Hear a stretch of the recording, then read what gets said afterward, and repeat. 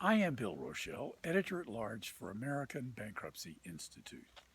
We are nearing the end of the first quarter, which means we get lots and lots of decisions handed down by courts all around the country. Today on Rochelle's Daily Wire, video edition, I want to tell you about 4 significant cases that we reported in the last week in my column on the ABI website. First and foremost, we have the Third Circuit, which disallowed triangular set-offs. I think you ought to read my story on the ABI website, and if you don't read any other set-off opinions all year, this is one that you really ought to read in full text.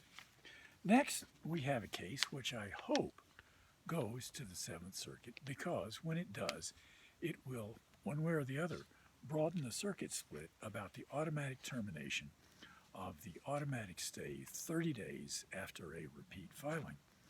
In this case, a district judge in Indiana upheld the bankruptcy court by ruling that the automatic stay terminates 30 days after a repeat filing, but not as to estate property.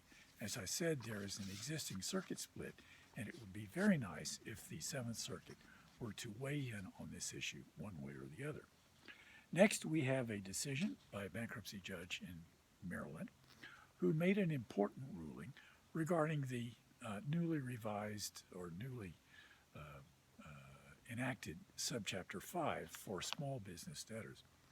In this case, the bankruptcy judge held that a corporate debtor under Subchapter 5 can discharge debts that would not be dischargeable if that debtor were an individual in Subchapter 5.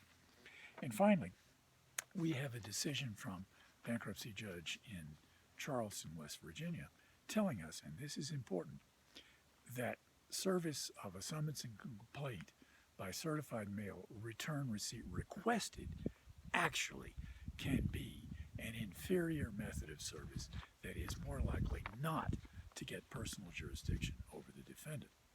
As I said, I'm Bill Rochelle. I will be back same time next week with something important that has occurred in the world of bankruptcy law. Until then, be well, stay safe. See you next week. Good day.